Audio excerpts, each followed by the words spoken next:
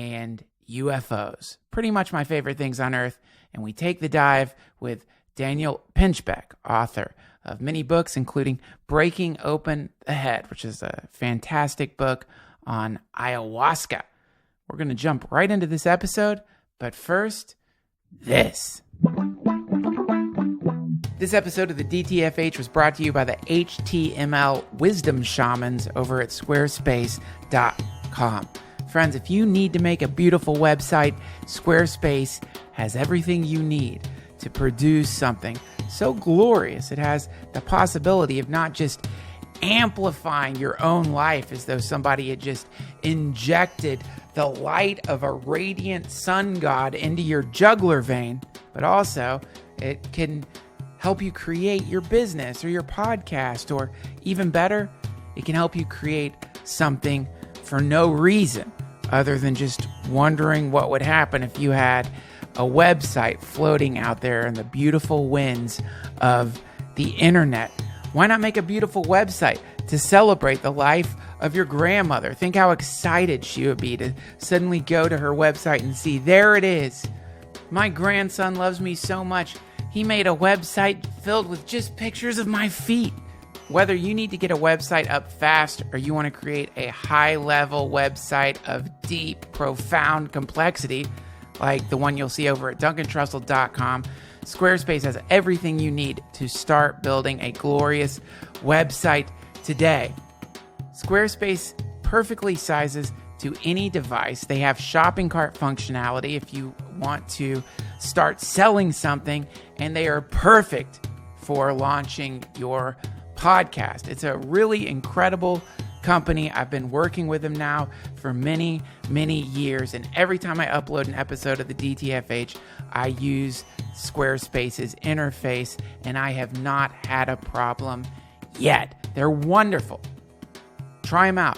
Head over to squarespace.com/Duncan, and when you're ready to launch, use offer code Duncan to get 10% off your first order of a website or a domain. Again, that's squarespace.com/Duncan. And when you're ready to launch, use offer code Duncan to get 10% off your first order of a website or a domain. Give them a test drive. If they work for you, dive in. Thank you, Squarespace, for sponsoring this episode of the DTFH. Dear darlings, if you want commercial-free episodes of the DTFH or just want to listen to your noble host rambling for hours at a time, head over to patreon.com/DTFH and dive in. There you will find commercial-free episodes of the DTFH, and at least once a month, I do the exact same thing I will be doing when I inevitably find myself wandering around on the streets of some unknown city talking to the air. I do a long, hour-long rambling thing as I try to connect the chaotic, strange tendrils of the octopoid creature that is my mind together in some coherent form, and it's all there for you. Just head over to patreon.com/DTFH and subscribe. We also have a wonderful shop located at DuncanTrussell.com. And also, I'm going to start doing, if you want to come and hang out in a kind of silent, probably boring way, the first Sunday of every month at Samarasa Yoga Studio starting in August, we're going to just start doing a sitting meditation. I'm not really going to do much talking. It's literally just going to be us sitting there quietly together. Go to Samarasa's website. There'll be a link to it in the at DuncanTrussell.com in this episode, and come and hang out quietly with us for a little bit of time. I just have been doing my own sort of solitary meditation practice, and every once in a while I like to sit with a group of people just because it's weird and it's cool and it's fun and it's weird. All right, we've got a fantastic podcast for you today. Philosopher, author, and psychonaut and activist Daniel Pinchbeck is here with us today. My apologies that we recorded this in London. He was in London. I was in the United States, and you're going to hear that weird warping thing where suddenly it sounds like somebody is transformed into a robot or is using a really shitty vocoder. I kind of like it because we talk about Gnostic conspiracies, occult control mechanisms, Daniel's new book. And it really does seem like whenever we're getting to a point of really talking about something heavy, it just warps in this sort of demonic way. So again, my apologies. There was no way for me to fly to London and do this live, but I really did enjoy this conversation. So without further ado, everybody, welcome back to the Duncan Trussell Family Hour podcast, Daniel Pinchbeck.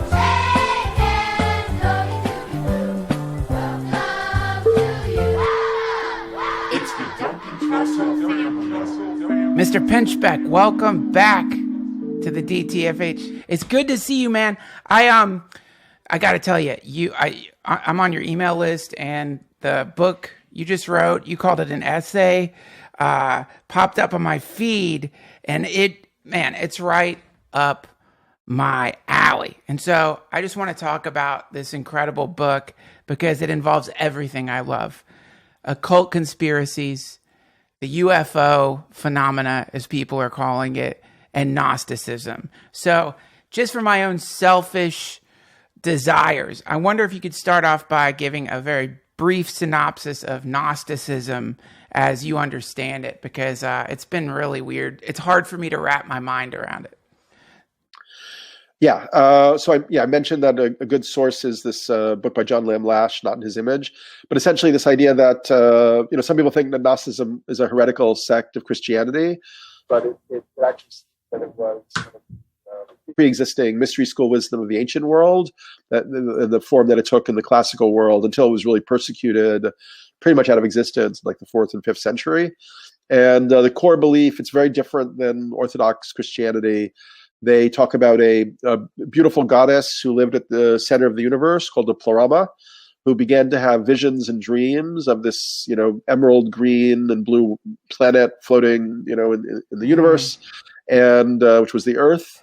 And she became enraptured, and she fell into matter, and she incarnated as the Earth. For them, the Earth is this goddess of fire. And in that fall into matter, it was a big event, and it created these like ripples in the space-time fabric. And through those little rips and tears, these kind of devious evil beings called the Archons came into this reality, led by the ringmaster, who's known as the Demiurge. Okay. And essentially, they've I guess you could say that they live off of our energy, our fear, our devotion, and so on. So they've kind of constructed a false reality, sort of matrix reality that we're stuck in. So we don't actually get to connect with the true cosmic source. So for the Gnostics, like the myth of the Garden of Eden and the serpent in the garden, they don't see that as Satan. They see that as actually as the Christ, who's like coming as a messenger of the true cosmic power to help humanity awaken and gain knowledge again. Wow, you could see how that would infuriate modern stereotypical Christians, because that seems like definitely a thing that Satan cooked up. Like if you believe in that model, it's so amazing. Yeah. But essentially the Gnostics are saying actually Christianity is clearly the thing Satan cooked up. Christianity is a demiurgic deviation that kind of feeds on some of our, psychology. It's very cunningly constructed. I mean, this is John Lash really goes into this very well in the Not in His Image. So it has a lot of things, and it feeds on our desire to be perfect and to be good, but it uses these tendencies kind of against us. So for instance, even the idea that we possess original sin is a deviation. And if you look at Eastern religions or indigenous traditions, there isn't that idea at all. Like, in the Eastern tradition, we actually have basic goodness, and right. Then maybe things happen and karma intrudes and we fall into ignorance or delusion or whatever. But this idea that we start out tainted is part of how the demiurge kind of manipulated us into a control system. Okay, yeah, sure. If you can make somebody feel evil, bad, whatever, you can control them, right? That's like a great way to control somebody, is make them Also, if someone thinks they're evil, they probably don't know themselves very well, right? Because they haven't gotten past the smog layer of karma into that fundamental goodness. And if you've got them there, then you've got them, because you could tell them, oh yeah, you're rotten you're just fucked. So as Robert Anton Wilson says, this is related to authoritarian structures, right? That's the idea that the demiurge manifests as fascism, essentially. Right. Well, okay, but also, I guess the idea is that like if they found the Gnostic Gospels in the desert in Nag Hammadi in like the 40s, and and some of them predated Christian scriptures, and but I guess the idea is it was much more the idea of like open the door for yourself, like basically an esoteric path, and Christ. The idea that you save your soul by believing and having faith in Christ was not the Gnostic idea at all. The idea is that Christ was kind of like a holy figure or a perfected human, that he was showing us a model to follow to reach an illuminated condition, not like we just save our souls by believing and having faith in something. Right. This isn't like it's not some kind of cure-all medicine. But whoa, how appealing is that idea, though? What a great way to just skip over all of the effort. All you got to do is believe in this thing and imagine that you're saved somehow, and then voila, you're fixed or something. I have always gravitated towards Gnosticism. This episode of the DTFH has been supported by the wonderful babies of sound over at Raycon. You know what? I was in like a sunglasses store the other day, and I was looking at like hyper expensive glasses, specifically Gucci sunglasses. And for one dark second, I was on the precipice of spending like, I don't know, $600 on a pair of fucking sunglasses. And then I remembered that I have never kept a pair of sunglasses longer than 2 months before I sit on them, break them, or leave them somewhere else.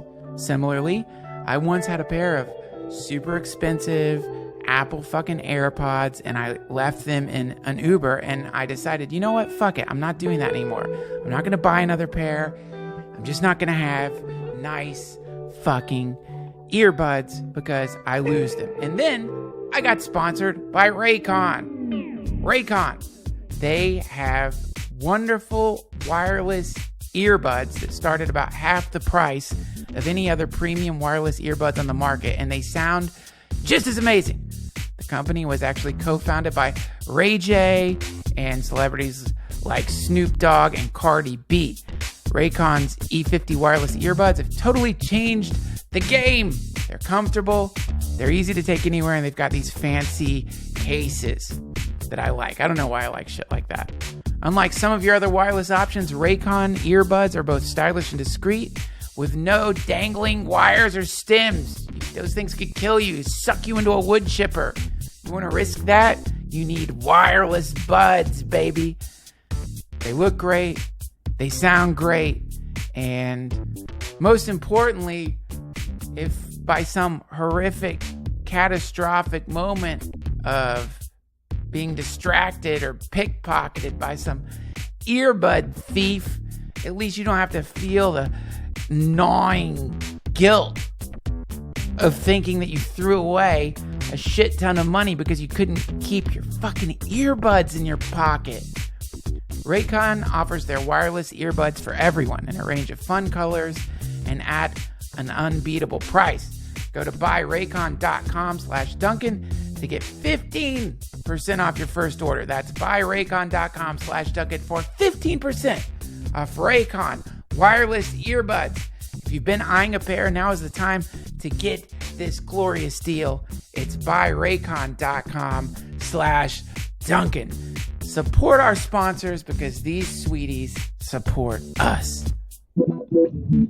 So to get into your book, I didn't finish it. I just skimmed it. And like I told you on the phone yesterday, you've got a good book when you realize that you're just underlining everything.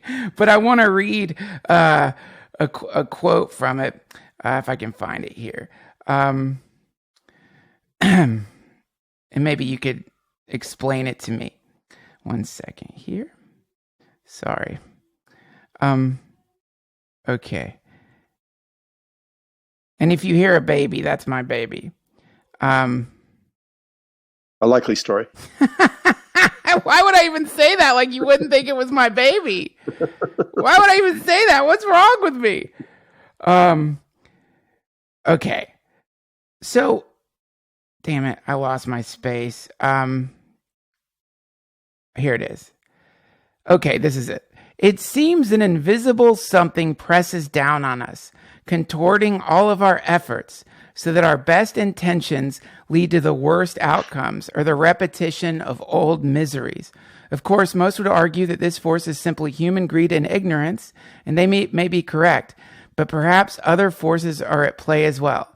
Perhaps there are indeed off-planet, extra or infra-dimensional entities manipulating humanity, seeking to advance their own agendas.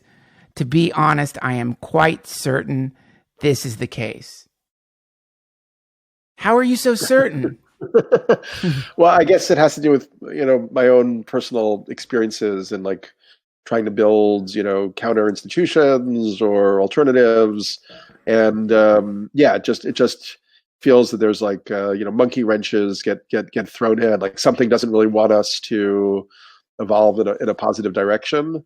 So I guess that's kind of where that came from, that idea. No, I'm as I was saying, like anytime I talk about Gnosticism or any of this shit, I almost want to do a study and just like have a random generator tell me when to talk about Gnosticism on the podcast to see if it starts fusing out technically, because it does. I know what you're saying. On one level, it sounds absolutely paranoid, crazy. Anyone listening who like considers themselves logical or rational, feel free to roll your fucking eyes. But it does appear that there are these invisible barriers that instantaneously spring up the moment you make a strong decision in the direction of anything other than consuming. The moment you do that, it's like your own personal shit will pop up, but then also other like stuff to the point where you think, oh, is this like a test? It has a quality of that, an initiatory feeling. Like this is... Wasn't that what Wilson called it, like Chapel Perilous or something like that? Like, all these tests that suddenly pop up. Yeah. That there's, it's like, okay, if you really want to like do this thing, whatever it may be, your own personal betterment, some compassionate act, it's not going to just be that easy. Like you have to really like maximum resistance. Right. Obviously there's different ways to look at it. One esoteric idea is that ultimately there's just one consciousness, which you could transduce to say that we're all God on some level and have that type of capacity. But, so in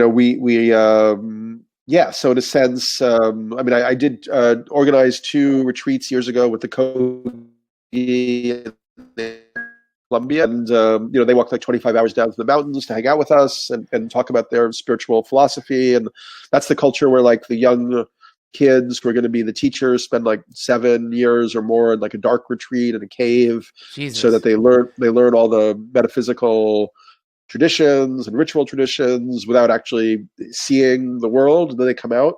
Wow. So it's but basically the core nugget that they were hoping to convey to us, and they were really happy when I finally kind of like repeated it back to them, is that somehow what we experience as the material world, the physical world, the natural world, directly reflects our individual level, like spiritual development or consciousness development.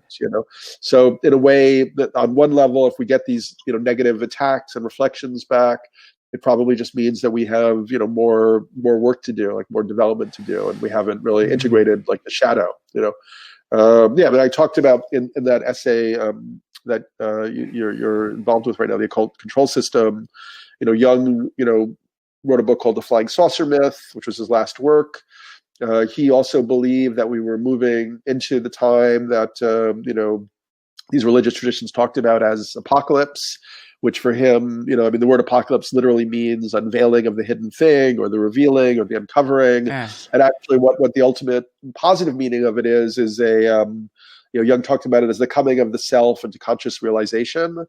So, our consciousness growing to the point where we're able to actually kind of integrate the unconscious and the shadow aspects of the psyche, Sure.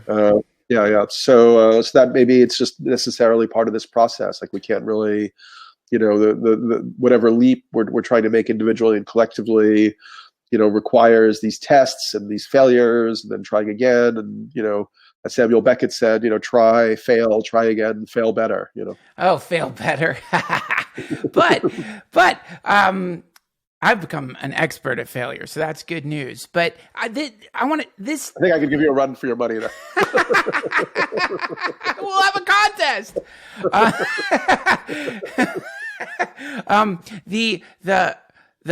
There is a quality to it though, which, and I don't want to get all paranoid here, but sometimes there is a sensation of feeling like this is actually more than just, I love the university or the cosmic university idea. We're all in some training, academy for like young gods or whatever, and we're being taught some basic stuff here. We are in the cave, so to speak. This place is the cave, and we're being taught some what seems to be something involving don't be selfish or something. But there does feel like there's also a prison aspect to it, which is why I gravitate towards Gnosticism, that there is a sense of like, no, it's not quite that. It's like we're stuck in something here. And this is in Buddhism, samsara, the repetition over and over and over and over again. It's Nietzsche talks about it a little bit. And in your book, before I didn't have time to continue reading, you started talking about this idea of the multiverse. And since I haven't finished, I'm authentically asking, do you imply in this book that by changing our perceptions, we sort of transcend the soul prison or jump into some alternate timeline where this rotten shit isn't happening? Something like that might be possible. I mean, yeah, I mean, it may, I mean, I can't say. I mean, I've sort of like, some of my trajectory has involved, like I wrote a book called 2012, The Return of Quetzalcoatl. Yeah, it's great. And in that book, I spent a lot of time studying the crop circles in England, which, most people believe are made by human hoaxers. But, the deeper I got into it, the more, kind of extraordinary it was, and the less likely it seemed to me that it's simply a human-made phenomenon for all sorts of reasons. I mean, there's like physicists who published papers in peer-reviewed science journals, and like what happens to the crop in the pattern, that it's actually somehow affected by some type of energy that comes down from below that blows out these nodes and so on. Below, I got to stop you there. When I'm thinking about crop circles, my brain goes to hoax. That's the easiest thing to believe. But also, you're looking at that and you're like, what kind of maniac does this level of hoax? Like you've been snorting. That's 3 weeks of Adderall snorting to like, I'm gonna go do a complex, perfect geometry in my field overnight. But I never heard that this is coming. I always thought, when I'm going woo, I always thought it was coming from space. I never. Yeah. It's some type of what people have seen are like these balls of light that fly over, and then the crop kind of falls down. So it's some type of like electromagnetic or some form of energy that we don't quite understand. And the individual crops are often affected where they have these kind of like blown nodes where they bend. So something that wouldn't happen at all if they were just being knocked down with boards or whatever. Wow. There's that, and as you said, the incredible perfection of some of them, the gigantic scale of some of them in relatively busy areas, so that you really can't even figure out how somebody would have concocted this in one night. And there are hoaxers who then get now they get assignments from corporations to do like logos in the fields, but they can't do as pristine or as amazing phenomenon. And this is what the demiurge would do. That's what's so funny about it. The demiurge, the great imitator, the synthetic version of reality created by the universe. Of course, it sees a beautiful fucking crop circle and is like, Let's put a Pepsi logo in that shit. Let's put it's so satanic. So I'm sorry to cut you off. No worries. Crop circles from the earth, but also your amazing book, which, by the way, I think you caught some flack because you basically predicted the apocalypse, right? Like, well, yeah. I mean, I in that book, I never said that anything in particular was going to happen, at or around December 21st, 2012. And I feel that more and more, if somebody was really paying attention, totally vindicated that we moved into, kind of like a, permanent, like semi-psychedelic reality, Let me interject something here, because this for me was a thing like, well, Pinchbeck did it, man. He made a kind of end of the world prediction, and those are very dangerous to do. And then now sometimes I'm like, holy shit, he was right.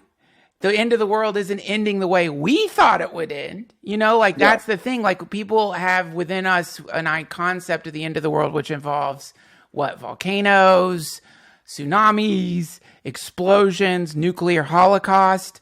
But no one predicted that the apocalypse, or the interim state between the lifting of the veil, would be a complete diffusion of all truth, like a hyper refracted, warping funhouse mirror of literally everything, including the identity. Who would have called that? No one would have thought that. And so, I do think, I think that if you were to take a person from the 80s and drop them into this dimension, they might think that this was, at the very least, some kind of dystopian dream and a weird nightmare they were having, but they wouldn't think things were doing okay. In the normal sense of the word. I like it. It's a fun apocalypse, but it's definitely there does seem to be an apocalyptic flavor in the air these days. Yeah, correct. I mean, to say nobody would have predicted it, I mean, as a kind of coda to the 2012 book, it's something I also discuss in the Occult Control System essay. A number of indigenous wisdom keepers now talk about sort of a period from 2012 to, could be 2021 or 2025. The 2021 is one that I've heard a bunch, is kind of the transition period where we're moving from kind of one world to the next. Right. And there's a Nahuatl shaman, Nahuatl is the Aztec tradition, Sergio Magana, who wrote a book called The Age of the Sixth Sun. And he argues that, 2012 to 2021 is this kind of transition. And what we're transitioning to and from is what he talks about as a sun of light to a sun of darkness.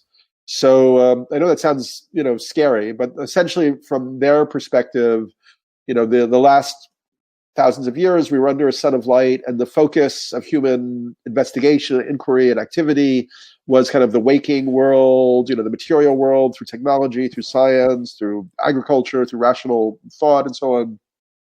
When we move back towards a sun of darkness, the focus becomes more on the world of the psyche, the dream world. So words is becoming more and more like a waking dream. It's more and more subtly, psychically malleable and permeable. Yeah, and and that's happening on so many levels. Like, for instance, our technologies.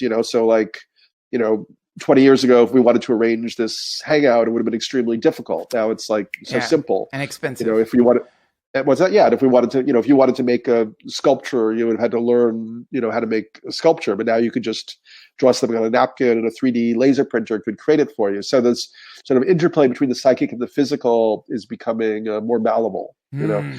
As all our existing structures are kind of breaking apart in some type of like trickster-like cataclysm. Yes. So yeah. So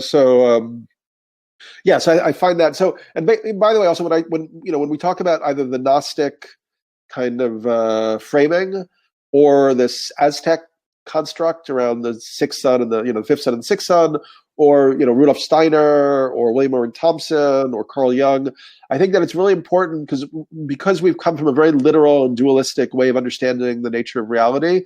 We tend to grab onto some idea and be like, oh, that's the thing, Yes. But actually, I feel when it comes to these things that are subtler and more esoteric, it's actually very good to really look at a whole bunch of them and then kind of like put the patterns on top of each other. And it's almost like a weaving, where you get like the patterns begin to make sense together. So it's almost like learning how to listen to like a new kind of music.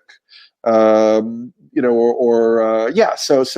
it's like a truth emerges, but I think if you get too caught in one discourse or rhetoric, sure. You kind of get caught in another belief system in a way. Sure, yeah, and it's if you want to embarrass yourself, that is a good way to do it, is to become a true believer in any one thing.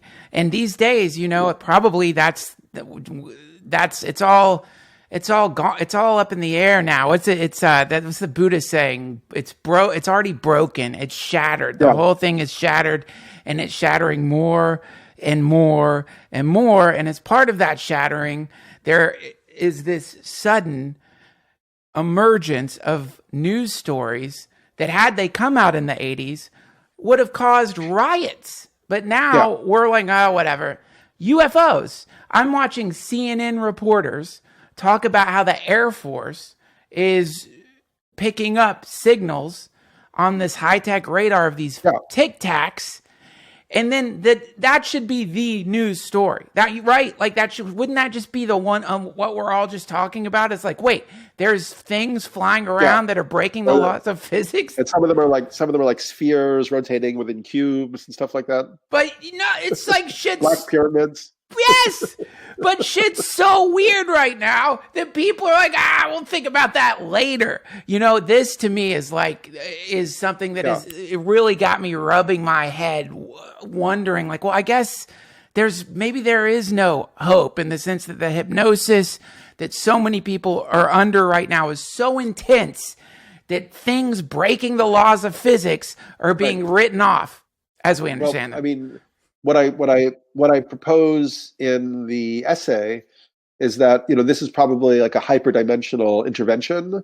So, we're living in these sort of linear constructs of space-time, but from a higher dimension, you can move through time, as we move through space, and kind of orchestrate it, for certain results in the same way we might like make a painting or a sculpture or something like that. So there may actually be, and many people have talked about this idea of like a controlled disclosure. The disclosure seems to be happening, in correspondence with these other, social and ecological breakdowns that are happening. And it may even be that there's,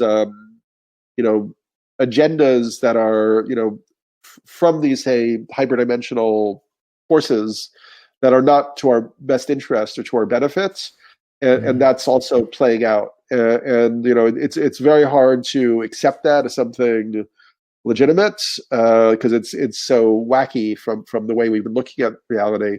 But then if you get into all the abduction accounts and these endless stories about people being taken aboard these ships where their sperm and egg are extracted to make hybrid children, and they're brought back to play with the hybrid children, and they're shown films of like a future Earth where there's ecological catastrophe for humans are walking arm in arm together, enjoying, the landscape.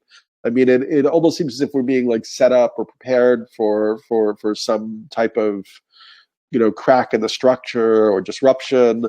Or, it's also possible that this is, not going to go like that, and it'll continue to be bizarre and subtle, but somehow like ineffable and out of our grasp. It's could go either way, actually. Well, I mean,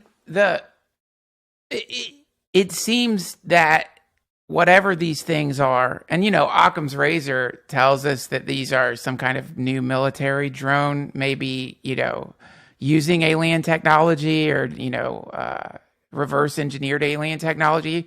Occam's boring fucking razor, but I mean, if you're talking about reverse engineering alien technology, that's not so boring. Oh yeah, I guess. And one of the things I think is really silly is this idea that there would be these these crashed alien ships and technologies that they didn't mean for us to recover. I mean, if these things, as they seem to be, are like hundreds, thousands, millions of years ahead of us, they're not going to be crashing into the rocks.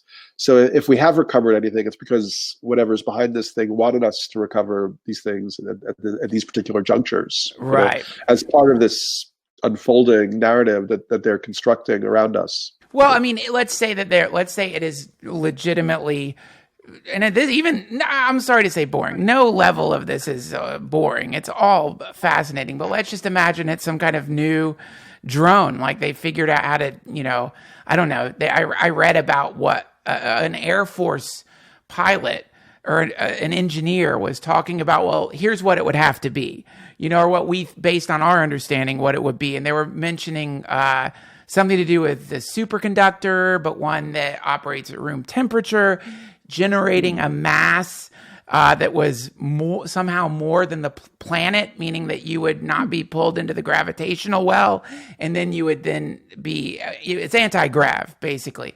And then, but not just that, you would have to have something within the fucking thing, if it were piloted by organic life, which, probably wouldn't be. It'd probably be a computer. They would also allow the person inside to not fall asleep or die from the intense G-force that would happen if it was moving that fast. So, but let's just assume that is what it is. If that's what it is, we're still probably in trouble, because that's a lot of power for a human being to have. That's an unstoppable thing. So, and it all just smacks of what McKenna was talking about with the, the singularity, the sparks flying off of this event in the future. The shockwaves of history kind of like reverberating backwards through time or something like that. And this. I don't mean to go back to a question already asked, but just because you did mention with some confidence, which I respect, that there is this ability to move through time the way we're able to move through space. To me, this is the thing that I keep, especially like in deep psychedelic moments, keeps coming to me, is this notion of like, our minds can in some way or another, we can leap through the dream, leap through time. We don't have to be here in this place the way we think we have to be. And then in your book, you brought up Steiner talking about some kind of new moon. Can you talk about that a little bit? Because to me, it really does kind of resonate. The problem with the Steiner stuff, it's hard to talk about a little bit. Right. You have to kind of go down the tunnel, or not, because there's so many. From my perspective, Rudolph Steiner, who lived from like 1861 to 1925, is like one of the most incredible philosophers, geniuses of the age. And the sense one gets is that he, when we experienced maybe on high dose ayahuasca or LSD, it was something that was just a natural state for him.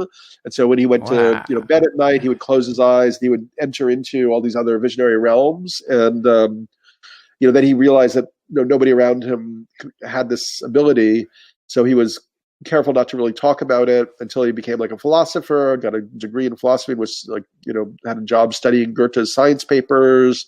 Then he got involved with the Theosophists like Madame Blavatsky and kind of looked at what they were doing. So he really waited a long time till he began to talk about the inner investigations that he'd made through his whole life. And essentially what Steiner claimed, mission at that point in time on the earth had a reason, and his mission was actually to bring the knowledge of reincarnation back to the West, which we'd lost with the rise of monotheism. Whereas in like Tibet or something, they know when to expect these sort of lamas to come back. They have tests, like this person was this person, that person was that person. We've lost all that, but it still continues. So he actually ended up writing a series of books called Karmic Relationships, where he would trace different individualities in the West back through their past incarnations. Oh, wow. But he also said that not only did human beings incarnate again and again, but the earth itself also reincarnates. Yeah. And for him, the incarnations of the earth were really connected to human evolution and human consciousness. I mean, not just human. He also talked about, plants and minerals undergoing kind of an evolution of consciousness. And then he talked about how we have a number of bodies right now. We have, the physical body, the etheric body, the astral body, and the I or the ego. So we have like 4 bodies, and we're moving towards the 5th incarnation of the earth, where we receive a new body, or we develop a new body that he called the spirit self. Whoa. And essentially, the spirit self would be, so where we are now, we have the 4 bodies, the physical body, etheric body or the life body, the astral body. When we go to sleep at night, then the I and the ego connect to the astral body, and they go into the astral worlds and sort of fly around and have adventures, and they come back to the physical body, the etheric body. But the astral body is the realm of all the disincarnate spirits and entities, and a lot of them are really want to have sensory world experience. So they're trying to get back into the sensory world, and so they hitch a ride on us that manifests in our lives as compulsions, depressions, addictions, and so on. Inspiration too, though, right? It's not all bad shit. Like, no, it's not all bad. Sometimes they give us like talent, or like suddenly you can play the piano when you couldn't before, things like that. They give you little gifts. I think it's where the whole selling your soul to the devil was just some grumpy ass dope who was like being offered some wonderful bauble from the spirit realm and was like, you want my soul. Yeah. Well, so basically, well, exactly. That's what Steiner talked about when he talked about Lucifer, like Luciferic experience. Lucifer means light bringer. Yeah. So there was a kind of spirit that had evolved too far to be in a physical embodiment, but it could only evolve on its own path by making an alliance with a human being. So that's what like Arabs talk about, as Islamics talk about as the jinn. Or the Greeks talked about as the daimon, not the demon, but the daimon, which was your spirit, your genie, the spirit of inspiration or influence, or whatever. But anyway, so basically the fifth body that we're forming as we go into this next world incarnation is as we are able to transform the astral body so it doesn't prey upon us in these destructive ways, we create this new body called the spirit self that gives us of a more conscious capacity to experience the astral world. Wow! And that's actually what's happening, for him. But he also said some people aren't going to make this transition. Right. So he said that, which other occult thinkers have also said, and it's not something that it's not a part of it that I prefer to dwell on or whatever, because then you also get cast like the doomsday thing again. But yeah, so when there are these evolutionary shifts, not everybody is ready to evolve in a certain direction, so they have to take other kind of incarnational pathways. And so we talked about some group of humans being like so degraded and their karma is so bad that they would ultimately form like a new planetary body, like a kind of diseased moon, and they would take off in their own direction.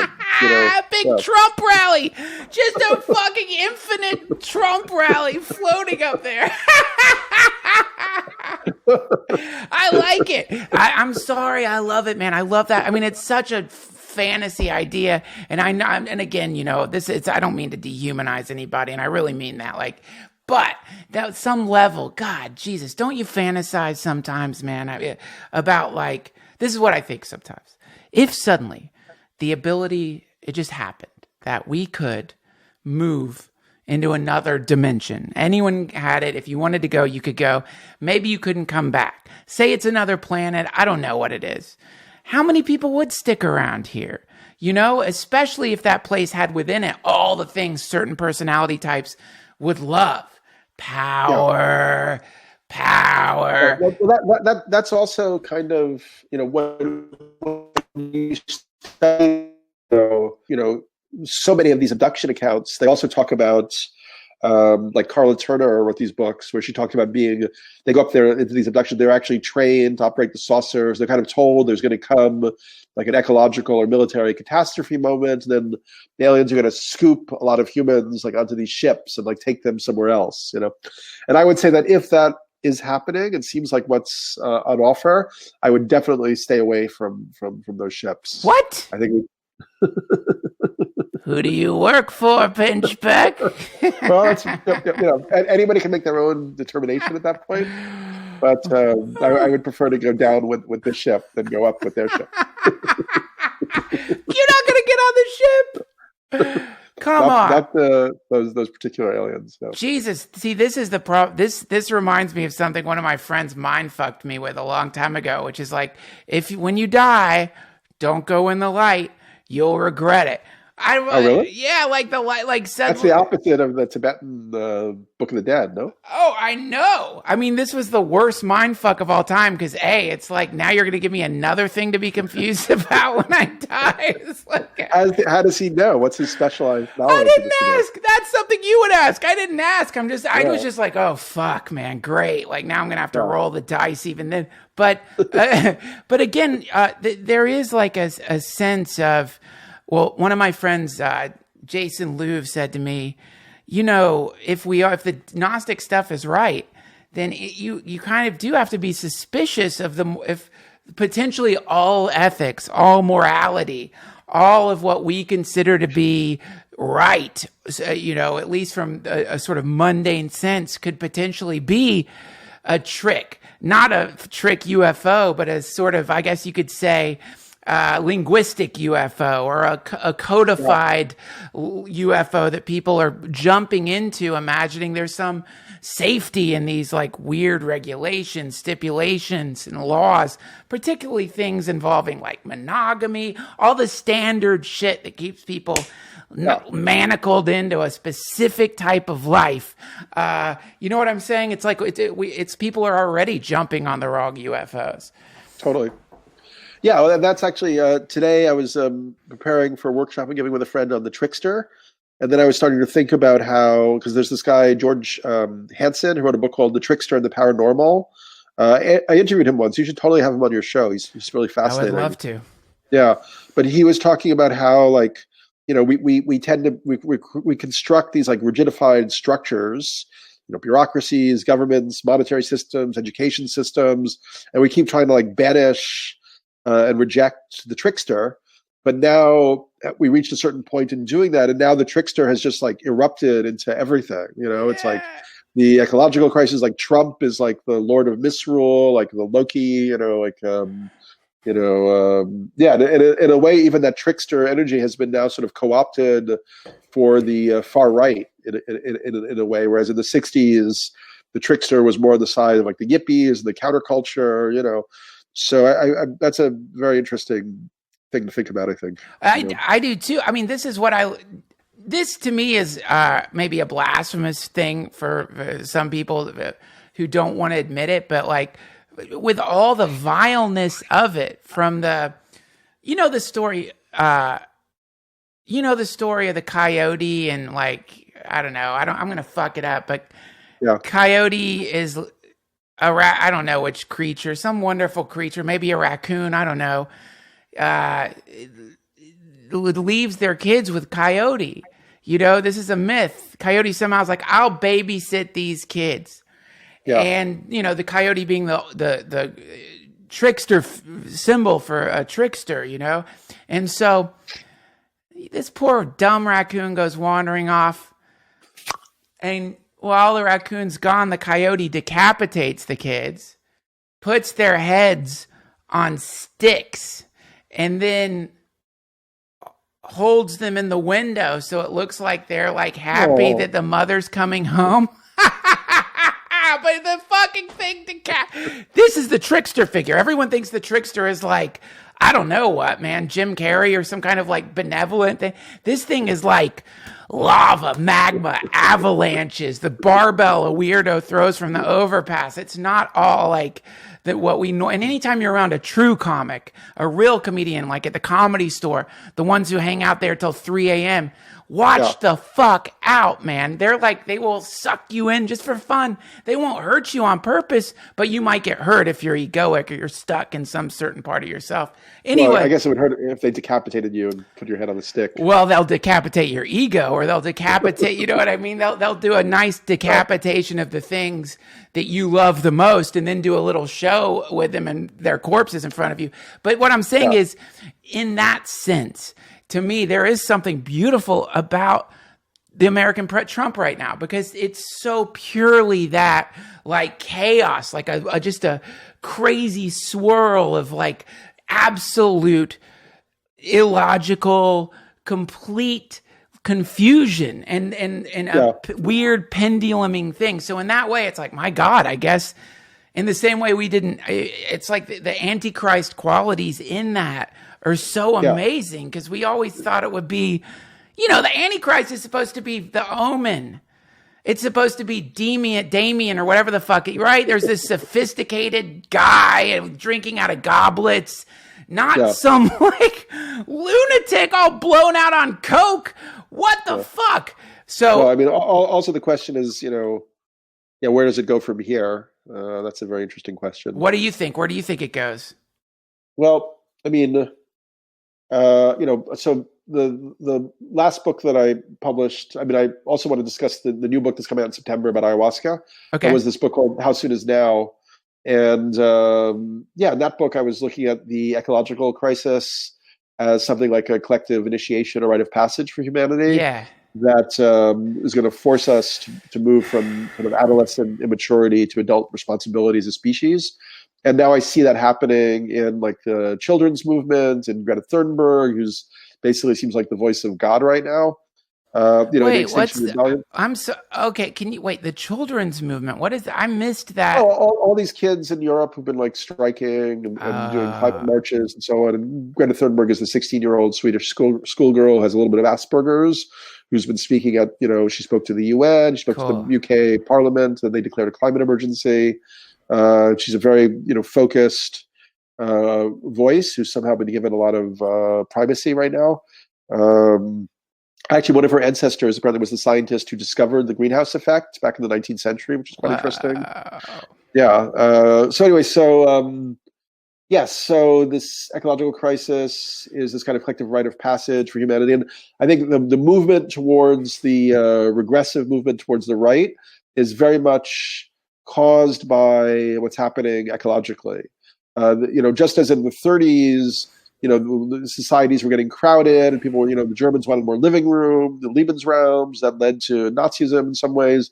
Now people are beginning to fear about, it's subconscious maybe, but resource depletion, peak oil, water, food sources, and immigrants, the threat that they pose, boundaries and borders. So the first movement is a regressive one towards authoritarianism. But that's obviously not going to work. I mean, so if we stick with that, we're all, probably going to die in some horrible extinction event. I mean, in Brazil, they're cutting down 7 football fields of the Amazon rainforest per minute. And the Amazon provides 20% of our oxygen, plus is like the center for the whole hydrological system of the planet. Right. So we can't really go too much further down that road. And we're going to probably see in the next couple of years a massive blowback. So if it's not going to be an authoritarian system that takes us any further, it's going to have to be something else, which might be more local, bioregional, citizens councils, like actually people really taking responsibility in their locality, for their local situation and also for the whole planetary situation, and potentially the tools that we've, internet tools and social media, social networking tools could then be used to support type of transition in how we, work together and communicate on the planet and make decisions together and so on. So it's going to have to be some kind of left field thing that emerges as a result of, this collective realization that we can't go further in this direction. This children's movement, it actually kind of reminds me, one thing. I mean, I'm trying to think of a nice way to say it. Like when you're around, I don't know what your dad's like, but that it's almost a trope. The middle-aged dude goes to the doctor, and the doctor's like, you can't keep eating like this. You can't keep smoking or drinking. You're going to fucking die. And then the middle-aged guy, out of some kind of like self-destructive, insane stubbornness, keeps doing it. Doubles down on it even. Like, fuck the doctor. You don't know what you're talking about. This is who I fucking am. To me, that's what we feel like collectively, is like some like dude in his 60s who just found out he's got diabetes and is an alcoholic. And instead of being like, oh, I'm going to stop drinking, he's like, fuck that. He's at the bar like, this is my life. And so within it, there's this like almost, how would you put it, glorified self-destructive attitude that's being sort of reflected in what people are calling climate denial, I think, you know, the sense of like, come on, the world is so big. It's so big. We're not affecting it at all. Anytime any kind of report comes out that even remotely alludes to things like, the CO2 is going to cause the greening of the planet, or things like that, people shoot it down. You know, they're like, no, you know, or rather jump on it because they're excited because it's like, actually, don't you see, the factories are going to make the planet greener. The factories are going to make things better. Who wants all that fucking ice anyway? You know, insanity. Yeah. So I love your optimism, and I love how your book, though I will admit when I read it, it bugged me. I didn't like it in the same way you don't like hearing the truth sometimes. I got really pissed, man, but a lot of that stuff stuck with me up to this very day. Specifically, make where you're at a vacation. You know, don't you? Why are you? Whenever I go anywhere on a vacation, I always think of you telling me that and feel like an asshole. So thanks. At least that happened. But I love that idea of like, make your home where you're at a place you can relax in instead of having to go all the way across the fucking planet to not be relaxed. So anyway, I love your optimism, but man, I don't know. This children's movement sounds great, but there's I mean, I'm actually not, frankly, that optimistic at this point. Yeah. I mean, I've actually, if anything, I mean, the environmental data is so much worse even than it was a few years ago. I would say I think it's highly likely that, you know, we'll see catastrophic breakdown, potentially even human extinction, within some, you know, relatively short time frame. However, I don't know, and as long as I don't know, I'll try to argue for what seems to me like the happier, you know, alternative. You know, well, maybe you're ayahuasca. Maybe it's ayahuasca. I'm sorry to cut you off. Maybe, you know, the hippie side of me, when it thinks about, well, what is the thing that's going to push everyone or enough of us collectively over into a place where it doesn't make sense anymore to buy fucking sparkling water in plastic or to use plastic cups or just to make the little changes that will add up over time. Sometimes, you know, many of us think, oh, it's clearly ayahuasca, it's psychedelics. Yeah, I mean, right, but yeah, exactly. But also clearly, you know, it is true that individually, you know, it feels like pissing against the wind. You know, there would have to be a larger collective social movement that, and that's where, you know, I think, you know, Extinction Rebellion is only a piece of the puzzle, because I think that movement also has to show us and make it clear to us like how much more awesome our lives will ultimately be, right, if we actually, you know, redirect, you know, what we're doing. And that's where I think things like psychedelics and tantra actually are crucial as part of like a new paradigm, you know, for the future. But yeah, and you mentioned ayahuasca, and I did want to, you know, discuss the new book with you. Did we send you a copy? I can't remember. No, I didn't get. If you sent me the copy, I missed it. What happened is the PDF that you were going to send, I think I missed it, but then I got the link to the amazing book. You got all excited. Yeah, yes, that's what happened. Yeah. So the ayahuasca book is essentially the phenomenon of ayahuasca. I wrote it with a friend, a young woman, Sophia Rockland, who is amazing and is actually working as a coordinator of a program in Peru to sustainably grow and harvest ayahuasca for the benefit of local indigenous communities, because there's already shortages of ayahuasca happening because of so many Westerners going down there. Crazy. Yeah. And it takes like 3 to 7 years to grow, to be usable, or even like more like 10 years or more to be really a mature vine. So trying to figure out how, you know, it can benefit these local communities in the long-term way was really important. So the book really looks at all the aspects of the ayahuasca phenomenon, like what we know about its history, its origins, the myths the tribes have, you know, personal transformations, spiritual transformations, connection to different religions, the legal issues around it all around the world, and all the research that's being done on it. Cool. So I'm really happy. It's a really good overview that hopefully, you know, following on the long tail of Michael Pollan's book will, you know, somehow, you know, break its way into the mainstream consciousness. What is your thing? How often do you do ayahuasca? I haven't done it for a few years now. maybe I did it once like a year and a half ago, because the last time I really did it, I went down to Peru and worked with a master shaman down there, and we did like 6 ceremonies in 9 days, just with like 3 or 4 people. And that was like really, really powerful and transformative, that it sort of made me feel less engaged in the idea of just doing it like once or twice for a weekend. And I'm waiting to go down again and do it soon.